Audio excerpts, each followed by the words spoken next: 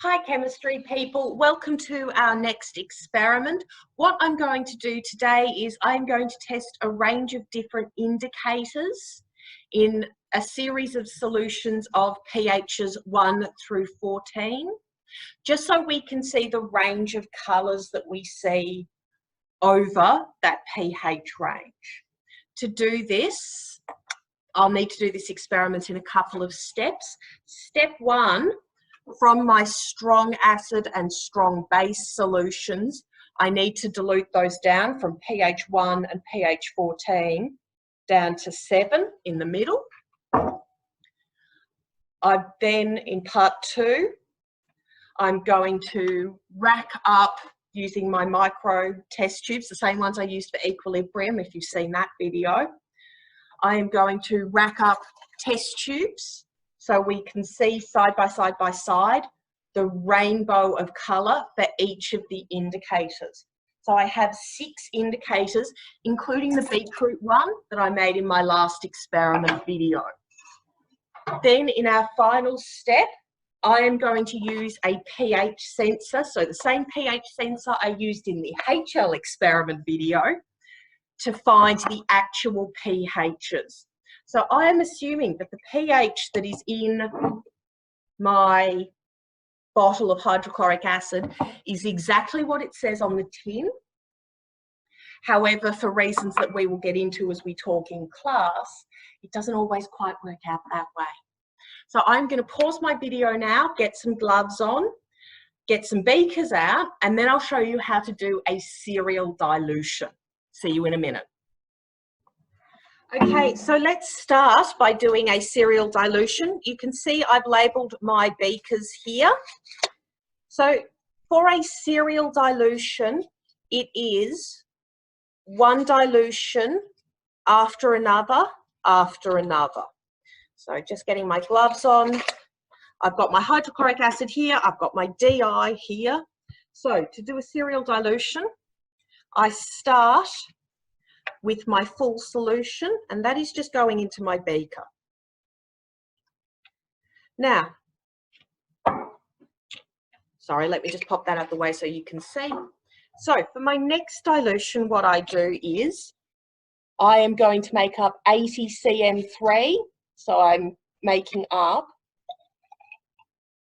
1. So I'm adding 8 CM3. And I know that this is not the most accurate way I could be doing this. And then I make this up to 80. Remember, with indicators, we are mostly dealing with colour change. So it is closer to that qualitative that we were talking about with equilibria. Okay, so I then take... So you see how I make a solution and then I'm using that solution to make the next solution.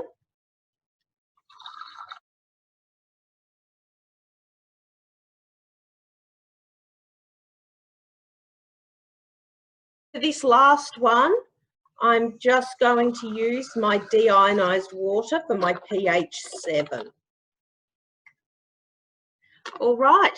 So now that I've made up my acids, I am going to do the same thing with my bases, but instead of counting up from 1, I will be counting down from 14. So I'm going to stop my video here, do that, and I'll be back once I've made up all of my solutions. Okay, so I've now made up my pHs 14 through 8. Remember, I set the 7 aside earlier. What I'm now going to do, I am going to connect up my pH probe and I'm going to record the pHs of each of these. As I go through, it might be worth jotting those down. So give me just a sec to get this set up. Okay, so what I've got here is I have the Sparkvue app set up and I will change the angle of my screen so I can show you which ones I'm recording. Please make sure you note down the labelled pH versus the pH that's getting measured through the pH probe. So it's in so it's in the beaker that should be at pH 1, and hang on, where's my mouse? That's the issue with doing it on the computer like this. It's hard to see where my mouse is. Start. So that is reading that pH in the pH 2 beaker.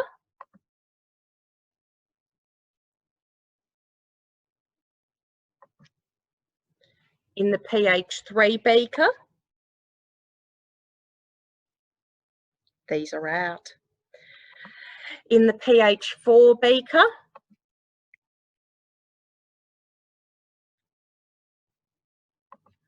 In the pH 5 beaker. In the pH 6 beaker.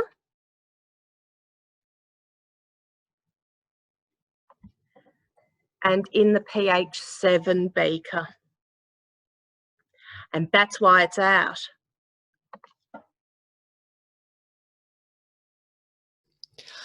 Hello, chemistry people. I'm obviously at home now. As I was editing together the video, I noticed that I basically repeated something without explaining why I was repeating it. Now, as I initially tested the pHs of those acid solutions I made up, you and I noticed that the pHs that they theoretically should have been at least close to rapidly didn't work out that way. So what I would like you to do, and I think I've got this set up as a question on the experiment sheet that goes with that video, with this video for my class. So I would like you to hypothesize why those concentrations might not have been accurate. Thinking about the pH that I recorded for the pH 7 beaker and what solution I put in there to begin with. Why might that have had an effect on the concentrations of acids I made? Now, I repeated the experiment just to make sure that I wasn't misreading or didn't see something properly. That didn't turn out to be the case. Now, I made the decision, and I'm sure there will be lots of people that would argue with me, but I didn't have the time this afternoon. I made the decision to just roll with the solutions that I'd made. I made that decision because I was still seeing a range from pH 1 to pH 14. Yes, it got a bit muddy in the middle, but I was still getting enough of a range for me to see the colour transformations of my indicators, which was my primary purpose today. Okay, I'm going to stop this here and take you back to the lab, time travel style, to earlier this afternoon. Thank you. Okay, so those were the measurements from my acids. I'm going to pop those to the side now and bring my 14 through to 8 out, pHs 14 through to 8. What I'd like you to do, I'm going to break this video here. Can you please pause and write down why you believe these pHs were inaccurate? Have a think about what some of those measurements were, particularly around what was going on in that pH 7 beaker. Okay, so I've got my bases lined up. I'm going to start with my pH 14 and move down. So this is my pH 14 beaker, 13, 12,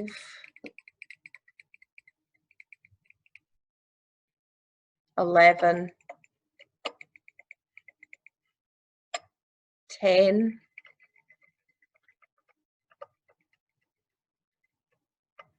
9,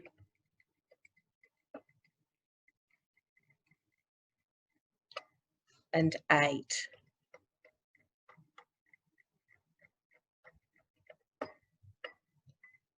So let me run through them again. pH 14,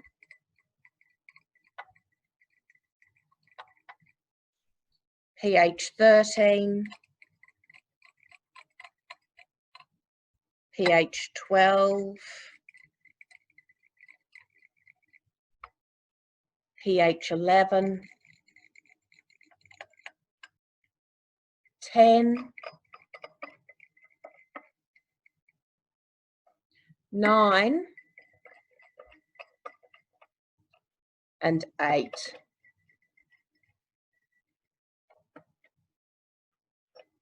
Okay, now again,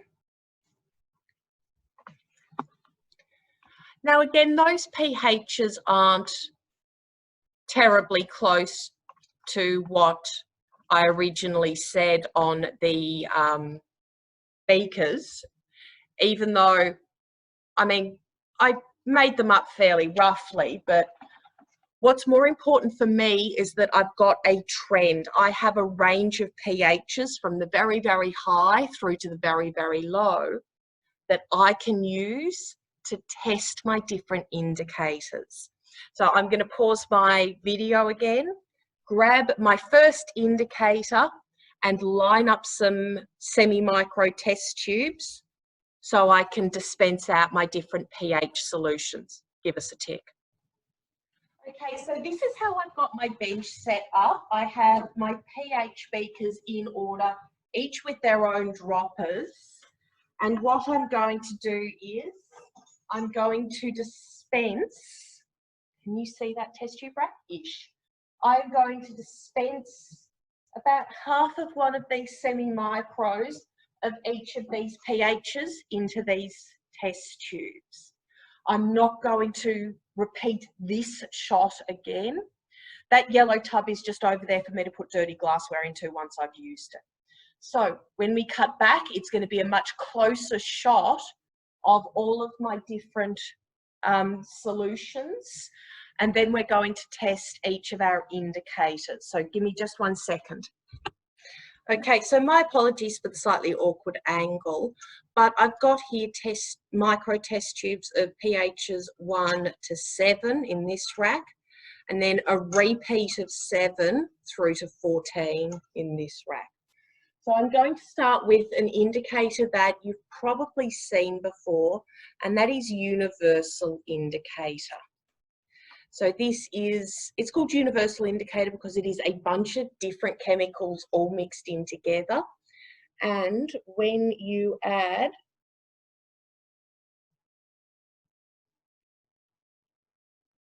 so let me do this and then give them a shake.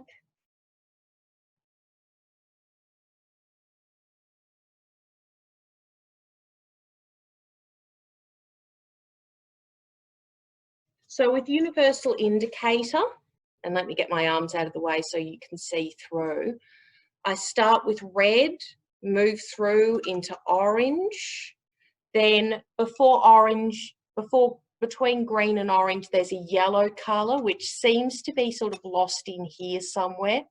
Then we have green through bluish green, through blue, through purple up at this end.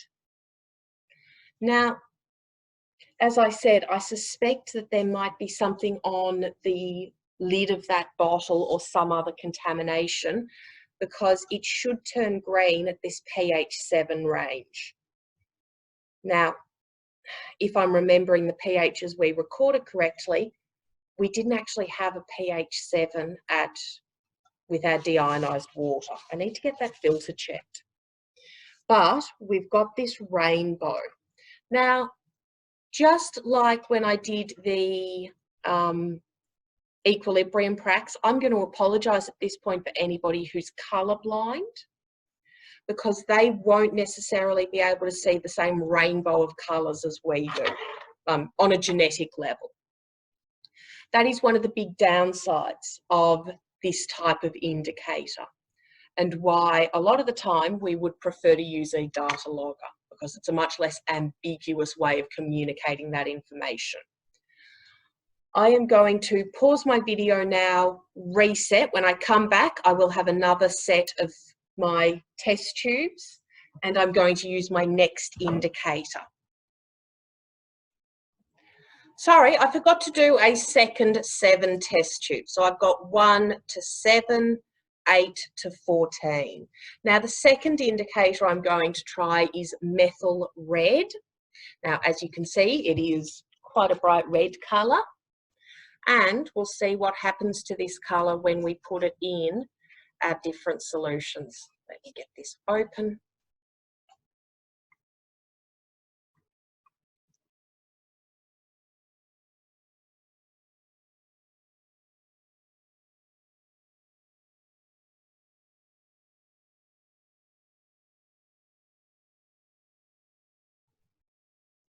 That colour is a little bit more watery than I was hoping. You might have seen me go back and add a second run of drops to them.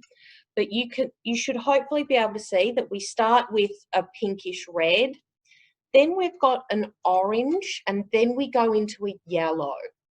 Now, the advantage of one of these indicators is this smaller range of colours makes it quite easy for us to identify. So if I wanted to do a titration where I'm looking for something with a pH in this range, it makes it a lot easier because I'm basically waiting for my indicator to go. And again, that's not really all that visible, that pale orangish colour.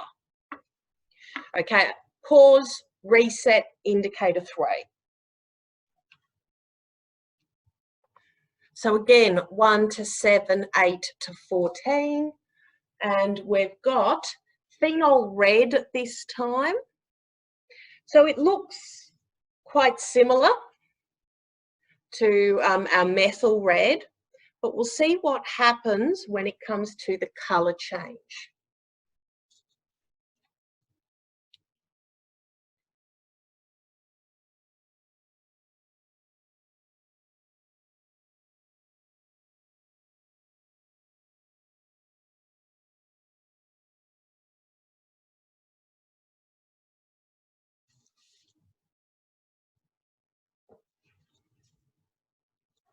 Okay, so what I've got here, I've got my range of colours. It goes yellowy orange, yellowy orange, yellowy orange, pink. So again, it's one of those, I call them light switch indicators. So it's either on or off, but the range on this, it seems to literally change from one test tube to the next. We don't have that sort of Venn diagram crossover like we did with the methyl red, where it was sort of orangish between the yellow and the red. No, this one, it's yellow in one test tube and pink in the next. That improves our accuracy when we're titrating, because that means we know when to stop our titration. We know when to hit that end point and turn our burette off. Okay, stop, reset, next. Okay, so that was phenol red. Let's now go on to methyl orange. Oh, let me get my squeezer set up. Yep, there we go.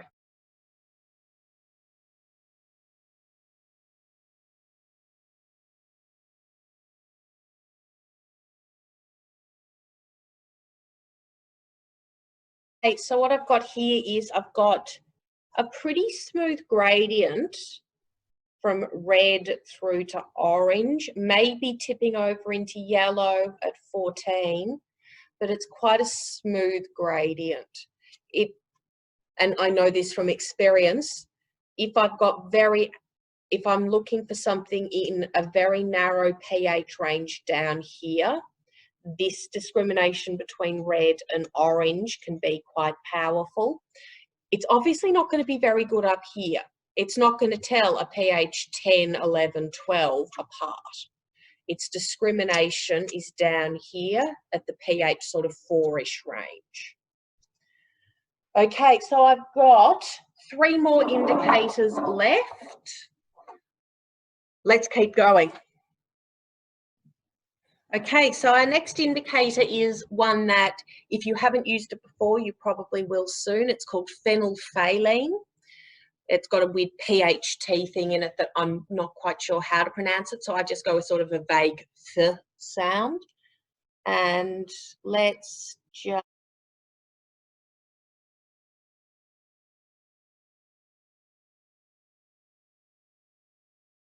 is sort of the archetypal indicator that we tend to use in the lab. Its colour discrimination is really excellent. So it's colourless or it's pink. There's a very narrow range where it is this pale pink colour, and that's where you tend to stop your titration. If I'm recalling correctly from the data booklet has the colour change regions of the indicators. Phenylphthalene should be at between 8.5 and 10. So according to this range I've set up, so this is 8, 9, 10, where it's starting to change. Above that, it's pink. The fact that this is colourless and then coloured makes this one of the few indicators that colourblind, like even people with total achromatopsia, can see colourless versus coloured. Whereas if I'm looking at shades of red versus orange or red versus yellow, that can be really difficult for people with colour blindness. Something like this, even if they can't describe what colour they're seeing, they are definitely seeing something different here compared to here. Okay, and lucky last, we have the beetroot indicator that I made in my kitchen the other day, if you've seen that video. All I did was I put it into, obviously, a leftover salsa container and popped it in the fridge. I'm now just going to add some of that to each of my test tubes.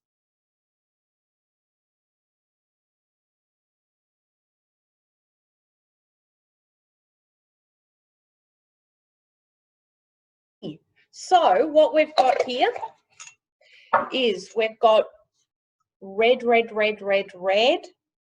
It hits like, and it's hard to see, like a red wine, almost like purplish red here. And then it tips over into this yellowish brown. So this is our rainbow for the beetroot indicator that I made the other day. I wanted to do this with the turmeric also, but it didn't last. When I got it out of the fridge this morning, the turmeric had gone all brown and murky. So I decided to just stick with the beetroot for now. Okay, so thanks for that. That brings us to the end of this little demonstration of a couple of the different acid-base indicators that we can use. Hopefully, as I've gone, I've given you a bit of an overview on some of the advantages and disadvantages of each of these indicators, and just giving you an idea of why we might use some indicators for some reactions but others not. Okay, that brings us to the end. Thank you so much. Have a fantastic rest of your day, and I shall see you next time. Bye.